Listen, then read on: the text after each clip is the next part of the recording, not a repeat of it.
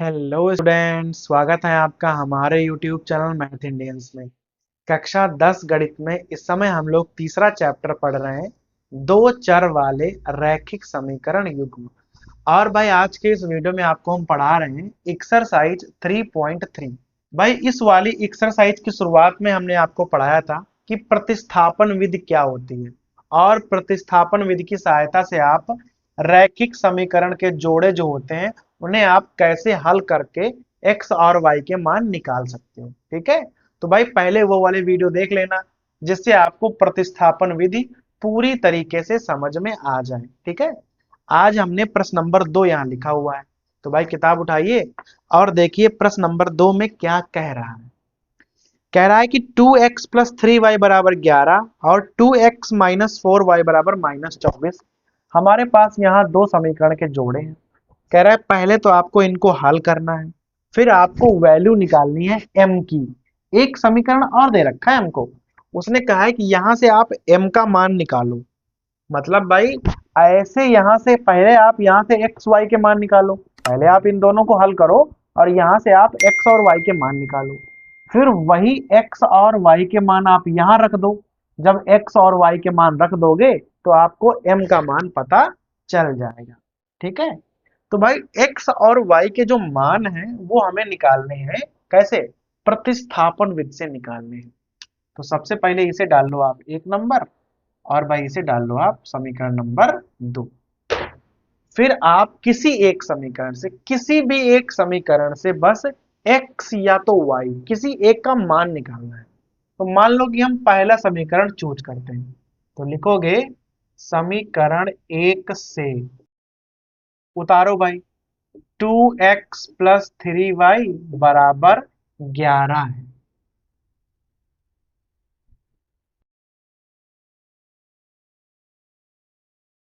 अब मान लो आपको यहाँ ना x का मान निकालना है, तो y वाले ना आप उधर ले जाओ। तो यहाँ हो जाएगा 2x बराबर 11 माइनस 3y। भाई 3y इधर प्लस के थे, उधर जाएंगे तो माइनस के हो जाएंगे।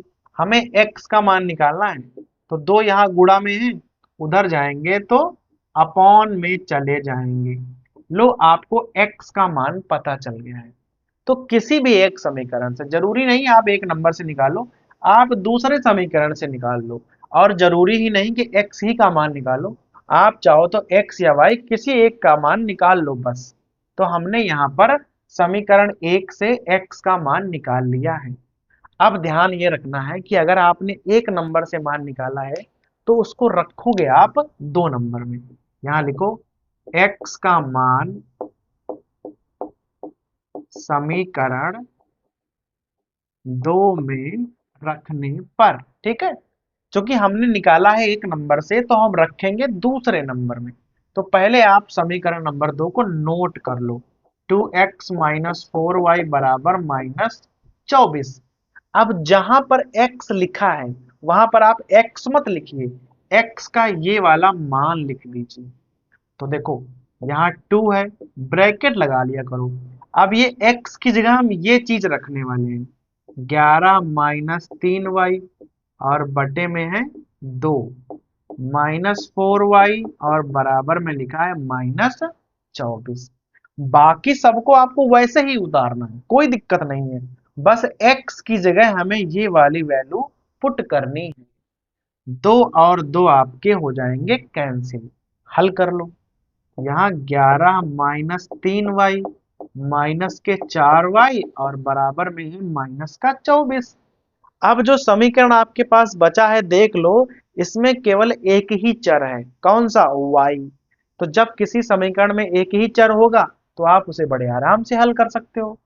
Minus 3y minus 4y minus के 7y हो जाएंगे, माइनस के 24 और 11 माइनस के उधर हो जाएंगे। ठीक है, दोनों ही माइनस के हैं तो जुड़ भी जाएंगे। तो कितने आ जाएंगे? 11 और 24 35 हो जाएंगे। तो यहाँ माइनस माइनस आप काट दीजिए, y बराबर 35 और बटे 7 भाग करोगे तो y का मान कितना आ जाएगा? 5 आ जाएगा। क्लियर है? देखो जैसे ही हमने मान रखा समीकरण में केवल y बचे, x गायब हो गए, तो हमने y का मान निकाल लिया, 5 आ गया। अभी हमें x का भी मान निकालना है, तो x का मान आपने पहले क्या निकाला था? पहले निकाला था 11 माइनस 3y और बटे में निकाला था 2। यहाँ y का मान रख दो तो x का मान निकल आएगा।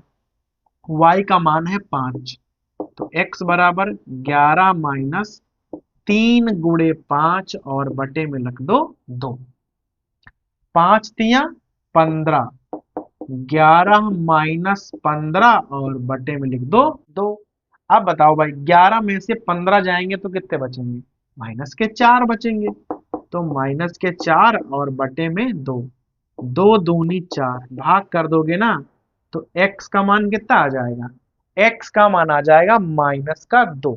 देखा आपने, y का मान 5 आ गया, x का मान आ गया माइनस का 2। हमें करना क्या था? हमें निकालना है m का मान। तो लिख दोगे यहां पर समीकरण में, जो हमारा समीकरण है, समीकरण में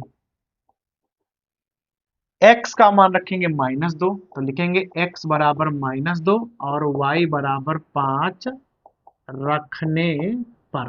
ठीक है, तो इस वाले समीकरण में हम x का मान -2 और y का मान 5 रखने जा रहे हैं। तो मैं देखो, रख दो y बराबर 5 और इसका -2 प्लस 3। देखा, जहां पर x लिखा था वहां हमने लिख दिया -2, सॉरी यहाँ m हो जाएगा।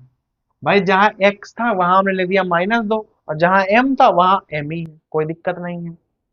-2m को इधर ले आओ तो हो जाएगा प्लस का 2m और 5 को उधर ले जाओ तो 5 हो जाएंगे माइनस के। अब देखना, 2m बराबर हो जाएगा माइनस का 2, 2 और 2 कैंसिल हो जाएंगे और भाई m का मान क्या आ जाएगा? m का मान आ जाएगा माइनस का 1। तो देखा हमने, m का मान भाई निकाल दिया है। तो हमने किया क्या? पहले हमने दोनों समीकरण नोट किए, प्रतिस्थापन विधि का प्रयोग किया। भाई पहले से x का मान निकाला, दूसरे में जाके रख दिया, तो y का मान हमें 5 मिल गया। y का मान फिर हमने यहाँ पे आके रख दिया, जो हमारे x की वैल्यू निकाली थी ना वहां रख दिया, उससे हमें x की वैल्यू पता चल गई। फिर ये x और y दोनों ही वैल्यू हमने इस वाले समीकरण में रख दी। यहाँ रखोगे, हल करोगे तो भाई m का मान पता चल जाएगा। तो भाई ये हो गया हमारा सवाल नंबर 2।